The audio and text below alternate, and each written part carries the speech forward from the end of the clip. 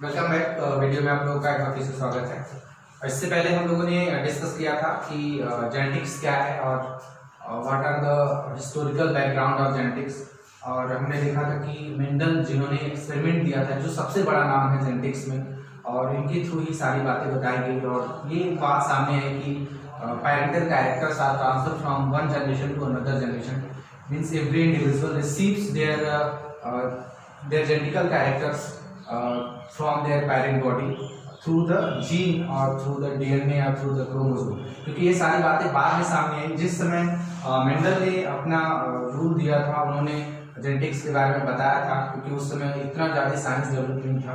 It was the mid of 19th century, तो उस समय इतना डेवलपमेंट नहीं था। उसके बावजूद जितना सुटेबल हो सका उन्होंने बताया था। मेंडेलियन लॉ को जानने से पहले हम लोग को उनके कुछ टर्मोलॉजी है, मेंडेलियन वोकाबुलरी, जो शब्दकोश उनके थ्रू, मतलब कुछ स्पेशल टर्म्स थे जो उन्होंने यूज किया था अपने रूल में। जैसे उसमें कुछ टर्म्स हैं gene, traits, dominant, recessive, phenotype, genotype, hybridization, mono and dihybrid cross, homozygous and heterozygous condition, Punnett square. जैसे ये कुछ स्पेशल टर्मिनोलॉजी है जो उन्होंने यूज किया था। बारी बारी से हम लोग इसको डिस्कस करते चलेंगे। सबसे पहले हम लोग बात करते हैं जीन की। तो जीन क्या है? Special sequence of DNA. Gene जो होता है वो स्पेशल सीक्वेंस ऑफ डीएनए होता है जो कि कोडान बनाता है। कोडान जो कि प्रोटीन सिंथेसिस करने में हेल्प करते हैं, और यही प्रोटीन बनने के बाद ही बॉडी के कैरेक्टर्स, चाहे वो फंक्शनल हो, मॉर्फोलॉजिकल हो, चाहे स्ट्रक्चर के लिए हो या किसी इंटरनल या एक्सटर्नल कोई भी फीचर हो, उसको शो करने के लिए जो चीज़ें होती हैं वो इसी जीन की, मतलब स्पेशली हम लोग कह सकते हैं यूनिट ऑफ जेनेटिक्स होता है, यूनिट ऑफ डीएनए होता है, यूनिट ऑफ क्रोमोसोम होता है। Special sequence of DNA on DNA strand. जो डीएनए होता है, जैसे हमने आपको बना करके दिखाया था इस तरह से, डबल हेलिकल स्ट्रक्चर में आप जो बेस देखते हैं, उस बेस में जो सीक्वेंस ऑफ बेसेस होता है वही जीन बनाते हैं। और जीन का ही स्पेशल सीक्वेंस कोडान बनाता है, और कोडान के सीक्वेंस के बाद जो है प्रोटीन सिंथेसिस होता है। एंड आफ्टर दैट जो भी कैरेक्टर होते हैं वो इजिली जो होते हैं शो होते हैं। नेक्स्ट हम लोग बात करते हैं ट्रेट्स। ट्रेट्स क्या होते हैं? Parental characters are called traits. Generally जो पैरेंटल कैरेक्टर्स होते हैं, यानी ट्रेट्स क्या है? जो पैरेंटल कैरेक्टर्स हैं generally they are called traits, यानी जो पैरेंटल कैरेक्टर्स होते हैं उन्हें हम लोग ट्रेट कहते हैं। जो उनके इंडिविजुअल में जाते हैं तो उन्हीं को ट्रेट कहा जाता है। जीन को मेंडल ने फैक्टर, याद रखिएगा कि जिस समय मेंडल ने अपना लॉ दिया था उस समय जीन के बारे में उतना नहीं पता था, इसलिए उन्होंने उसको फैक्टर कहा था। और किसी भी कैरेक्टर को शो करने के लिए हम लोग इस फैक्टर को किसी सीक्वेंस से दिखाते थे, या जीन को हम लोग वर्ड से दिखाते थे, लेटर से दिखाते थे, जैसे कैपिटल बी हो गया या कैपिटल टी हो गया, स्मॉल टी हो गया, स्मॉल डबल टी हो गया, इस तरह से। क्योंकि उन्होंने बोला था कि जो जीन होता है, जो फैक्टर्स होते हैं वो पेयर में होते हैं, और पेयर में होकर के किसी एक कैरेक्टर को जो है वो कंट्रोल करने का काम करते हैं। नेक्स्ट हम लोग बात करते हैं डोमिनेंट। तो डोमिनेंट क्या होता है? उन्होंने बोला था मेंडल ने, डोमिनेंट जितने भी कैरेक्टर्स होते हैं या जो भी ट्रेट्स होते हैं, वो डोमिनेंट या रिसेसिव हो सकते हैं। जैसे हम लोग बात करते हैं कि मेल है और फीमेल, जिनमें कैरेक्टर, अगर हेयर कलर की बात करेंगे हम लोग, जिनमें एक में कैरेक्टर ब्लैक है और एक कैरेक्टर जो है ब्राउन है, तो जो संतान आएगी, जो इंडिविजुअल आएगा, यानी अगर पैरेंटल जनरेशन है, पैरेंटल से F1 ऑफस्प्रिंग की पहली पीढ़ी जो आएगी, तो संतान में अब ऐसा नहीं कि हेयर कलर जो है ब्लैक ब्राउन दोनों हो जाए, 50-50 हो जाए, 50% ब्लैक और 50% ब्राउन हो जाए, ऐसा नहीं होता है। तो उसमें होगा क्या? उन्होंने बोला कि ये जो कैरेक्टर्स होते हैं इनमें डोमिनेंट कैरेक्टर कौन होगा, यानी जो कैरेक्टर F1 जनरेशन में अपने आप को एक्सप्रेस कर सकता होगा उसी को डोमिनेंट कैरेक्टर कहते हैं। यानी the parental characters which are able to express themselves in the next generation is called dominant character, and the characters which are not able to express themselves in the next generation is called recessive character। तो ऐसे characters जो F1 generation में, यानी आने वाली जो पीढ़ी है उस जनरेशन में अपने आप को एक्सप्रेस कर सकने के लिए एबल होते हैं, वो जो होते हैं डोमिनेंट कहलाते हैं, और जो नहीं होते, जो अपने आप को एक्सप्रेस नहीं कर पाते, वो कैरेक्टर रिसेसिव कहलाते हैं। तो यहाँ पर आपका ब्लैक और ब्राउन में जो ब्लैक का कैरेक्टर है ये डोमिनेंट हो जाएगा, और जो ब्राउन का कैरेक्टर है वो जो है वो रिसेसिव हो जाएगा। एक चीज़ हम लोग हमेशा याद रखेंगे कि जब भी हम लोग क्रॉस कराते हैं मेंडेलियन लॉ को समझने के लिए, तो उस क्रॉस में हमेशा जो है जो डोमिनेंट होता है उसका जीन कैपिटल लेटर से, जैसे कि ब्लैक के लिए कैपिटल डबल बी, और जो रिसेसिव होता है उसका जीन स्मॉल लेटर से लिखा रहता है अपोजिट। तो यही है डोमिनेंट एंड रिसेसिव। तो डोमिनेंट कैरेक्टर वो कैरेक्टर्स जो जनरेशन में अपने आप को एक्सप्रेस करने के लिए एबल होते हैं वो डोमिनेंट कहलाते हैं, और रिसेसिव कैरेक्टर्स क्या हैं, वो कैरेक्टर्स जो अपनी जनरेशन में अपने आप को एक्सप्रेस नहीं कर पाते हैं वो रिसेसिव कहलाते हैं। अब बात करते हैं फिनोटाइप और जीनोटाइप की। सो फिनोटाइप और जीनोटाइप क्या है, वो कैरेक्टर जो डोमिनेंट होते हैं, मीन्स हम लोग सीधे सीधे कह सकते हैं डोमिनेंट कैरेक्टर्स आर फिनोटाइप या फिनोटिपिक होते हैं, और जो रिसेसिव होता है, रिसेसिव कैरेक्टर, ये जो है जीनोटिपिक होता है। ऐसा क्यों बोला गया कि डोमिनेंट कैरेक्टर फिनोटाइप कहलाएंगे और रिसेसिव जो है वो जीनोटाइप कहलाएंगे। So phenotypic characters are the character which are clearly seen in the individual, यानी फिनोटिपिक कैरेक्टर वो कैरेक्टर होते हैं जो किसी इंडिविजुअल में क्लियरली दिख जाते हैं। जैसे हमने ब्लैक और ब्राउन की बात की, तो ब्लैक हेयर का जो कैरेक्टर है वो क्योंकि डोमिनेंट है तो वो क्लियरली सीन हो जाएगा, और जो ब्राउन का कैरेक्टर है वो क्लियरली सीन नहीं होगा। तो इसलिए ये सीन भले ना हो, मतलब ब्लैक और ब्राउन दोनों की ही कैरेक्टर ट्रांसफर होते हैं अगली जनरेशन में, लेकिन जो ब्राउन का कैरेक्टर है वो जीन में होता है, इसलिए उसको जीनोटाइप कहेंगे, और जो ब्लैक का कैरेक्टर है वो कैरेक्टर जो है क्लियरली जो होता है वो सीन हो जाता है, बॉडी में दिखने लगता है कैरेक्टर वो, इसलिए उसको phenotype. So generally the phenotype और dominant characters called phenotypic character and recessive characters are called genotypic, because the genotypic characters presence inside the gene, वो भले एक्सप्रेस हो या ना हो। यहाँ पर हम लोगों ने ब्लैक और ब्राउन, जरूरी नहीं कि ब्लैक और ब्राउन हमेशा रहे, ये कैरेक्टर बस आपको एग्जाम्पल लेकर के समझाए गए हैं ताकि टर्मोलॉजी आपको समझ में आए। नेक्स्ट आपका जो है वो hybridization, the most important thing of the Mendelian law या मेंडेलियन टर्मोलॉजी का जो सबसे इंपॉर्टेंट थिंग है हाइब्रिडाइजेशन। हाइब्रिडाइजेशन एक तरह का क्रॉस या फर्टिलाइजेशन या हाइब्रिडाइजेशन,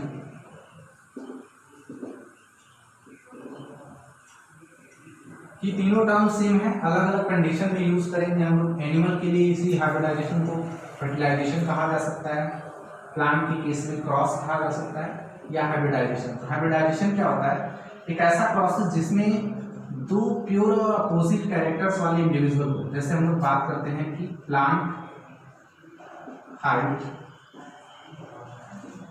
एक टॉल है, जिसके लिए हमने पहले आपको बताया कि हमेशा ट्रेड्स जो होते हैं वो पेयर में होंगे, ये डॉर्फ और ये आपका टॉल। ये दो कैरेक्टर्स लिए गए हैं यहाँ पर, दो तरह के प्लांट हैं, ये प्लांट ए हो गया, मान लेते हैं ये प्लांट बी हो गया। इन दोनों के बीच जब क्रॉस कराया जाएगा, यानी दोनों जब दो अपोजिट प्योर पेरेंट्स बॉडी के बीच क्रॉस कराया जाए या रिप्रोडक्शन कराया जाए या फर्टिलाइजेशन कराया जाए, तो इस प्रोसेस को हाइब्रिडाइजेशन कहते हैं।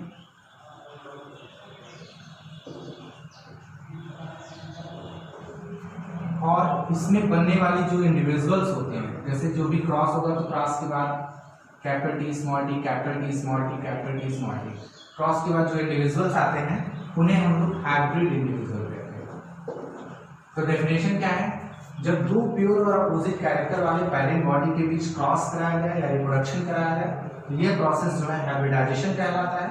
और इसमें बनने वाले जो इंडिविजुअल्स होते हैं वो हाइब्रिड इंडिविजुअल होते हैं। और सबसे इंपॉर्टेंट बात क्या है कि hybrid individuals are more advance than their parent, कि हाइब्रिड इंडिविजुअल जो होते हैं वो हमेशा एडवांस होते हैं। जैसे आप लोगों ने हाइब्रिड सीड का नाम सुना होगा, बहुत सारे ऐसे एनिमल्स हैं जो हाइब्रिडाइजेशन के थ्रू बनाए जाते हैं। तो दिस इज द हाइब्रिडाइजेशन। जब प्योर और अपोजिट कैरेक्टर वाले दो इंडिविजुअल के बीच हम लोग क्रॉस करा दें या रिप्रोडक्शन करा दें तो इसी प्रोसेस को हाइब्रिडाइजेशन कहा जाता है, और इसमें बनने वाले जो इंडिविजुअल होते हैं वो हाइब्रिड इंडिविजुअल कहलाते हैं।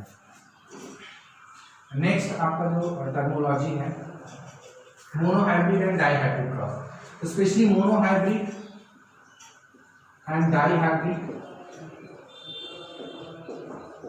मोनोहाइब्रिड क्रॉस क्या है?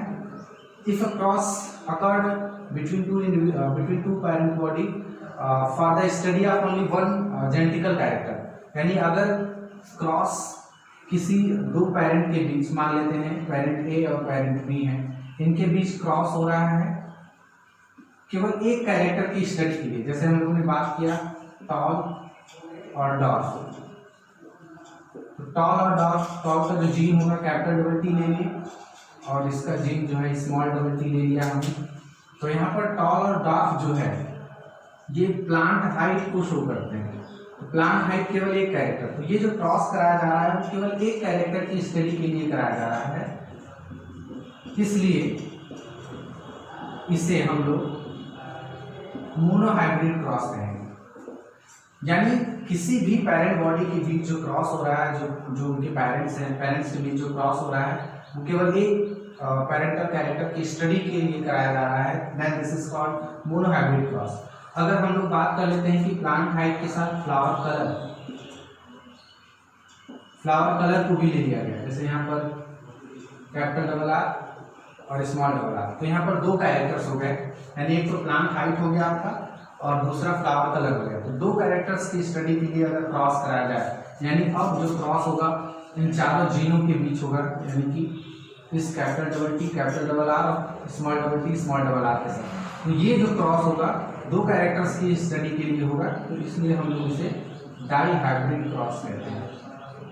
एक टर्म यहीं पर और आता है जिसे हम लोग पॉलीहाइब्रिड का क्रॉस कहते हैं। तो पॉलीहाइब्रिड क्रॉस क्या है? जब कई सारे कैरेक्टर्स की स्टडी के लिए क्रॉस कराया जाए, यानी कि जरूर नहीं कि एक कैरेक्टर हम लोग स्टडी कर रहे हैं या दो कर रहे हैं। तो मैंने पहले बताया था कि मेंडल के सक्सेस होने का रीजन ये था कि ये पर्टिकुलर कैरेक्टर को टारगेट करते थे और टारगेट करके उन्हें जो है टारगेट करके उनकी स्टडी करते थे। तो टारगेट करके जो स्टडी करते थे उसमें वो कुछ कैरेक्टर्स को लेते थे, जैसे यहाँ मोनोहाइब्रिड क्रॉस, डाइहाइब्रिड, ट्राइहाइब्रिड क्रॉस, इस तरह के प्रोसेस है। अगर मान लेते हैं कि 3 से ज़्यादा कैरेक्टर्स की कोई स्टडी कर रहा है तो इसको हम लोग पॉलीहाइब्रिड क्रॉस के नाम से जानते हैं। नेक्स्ट आपका जो टर्म है वो homozygous and heterozygous. Homozygous and heterozygous, तो जैसा कि हमने बताया कि एक सिंगल कैरेक्टर को, means characters are controlled by pair of gene, by pair of gene. कोई भी कैरेक्टर जो होता है वो पेयर ऑफ जीन से कंट्रोल होता है। जैसे मान लेते हैं हमने टॉल लिखा, तो टॉल के लिए हम लोग हमेशा जीन दिखाते हैं कैपिटल डबल टी। हमने डॉर्फ लिखा तो उसके लिए हम लोग दिखाते हैं स्मॉल डबल टी। तो कोई भी जो कैरेक्टर होता है वो पेयर ऑफ जीन से कंट्रोल होता है। तो होमोजाइगस क्या है या हेटेरोजाइगस क्या है? If the pair of gene are same, जैसे दोनों के दोनों कैपिटल लेटर में हो या दोनों के दोनों स्मॉल लेटर में हो, तो इसे हम लोग कहते हैं होमोजाइगस। और याद रखिएगा कि होमोजाइगस को प्योर भी कहा जाता है। और अगर दोनों के जीन अगर अलग अलग हो, जैसे ये भी कैपिटल डबल टी भी टॉल है और कैपिटल टी स्मॉल टी भी टॉल है, तो ये हेटेरोजाइगस टॉल है और ये होमोजाइगस टॉल है। तो होमोजाइगस और हेटेरोजाइगस क्या है? जब किसी कैरेक्टर को कंट्रोल करने वाले दोनों जीन सेम हो तो उसे हम लोग होमोजाइगस कहते हैं, और जब किसी कैरेक्टर को यानी किसी ट्रेट को कंट्रोल करने वाले दोनों जीन अलग अलग हों तो this condition is called heterozygous. Next आपका जो लास्ट बचा है पुन्नेट स्क्वायर। पुन्नेट स्क्वायर क्या होता है? जैसे कि हमने अभी जस्ट आपको क्रॉस कराया है कि हमने दो इंडिविजुअल लिए हैं कैपिटल डबल टी और स्मॉल डबल टी। तो क्रॉस कराने के लिए हम लोग जो चार्ट बनाते हैं इसे ही पुन्नेट स्क्वायर कहते हैं। जैसे हमें क्रॉस कराना हो इनका, तो हमने ये जीन ले लिया, एक पेरेंट आपका ये हो गया, एक दूसरा पेरेंट ये। जब क्रॉस कराएंगे तो इस टी को यहाँ तो कैपिटल टी स्मॉल टी, फिर कैपिटल टी स्मॉल टी, फिर कैपिटल टी स्मॉल टी, फिर कैपिटल टी स्मॉल टी। तो ये जो सिचुएशन है या ये जो स्टडी करने का ये जो मेथड है, जिस तरह से चार्ट हम लोग प्रिपेयर करके क्रॉस को दिखाते हैं, कि दो तरीके हैं। लेकिन जब हम लोग क्रॉस, बड़ा क्रॉस दिखाना होता है, जैसे डाई हाइब्रिड या ट्राई हाइब्रिड क्रॉस आपको दिखाना है, तो उस सिचुएशन में हम लोग पुनेट स्क्वायर ही यूज करते हैं। तो ये जो स्क्वायर यूज होता है जनरली, ये साइंटिस्ट का नाम है पुनेट, जो है उन्होंने दिया था ये मेथड, तो इसी को हम लोग पुनेट स्क्वायर कहते हैं। सो पुनेट स्क्वायर चार्ट जो होता है वो स्पेशली हमें बताता है कि कैरेक्टर्स क्या हैं या कैसे हम लोग क्रॉस कराते हैं, और जीन की पोजीशन क्या है होमोजाइगस या हेटेरोजाइगस से, और कौन कौन से कैरेक्टर जो है उसमें अपीयर होंगे। सो आई होप आप लोगों को टर्मोलॉजी समझ में आई होगी। प्लीज़ वीडियो को लाइक करें, शेयर करें और सब्सक्राइब करें ज़्यादा से ज़्यादा। Thank you for watching.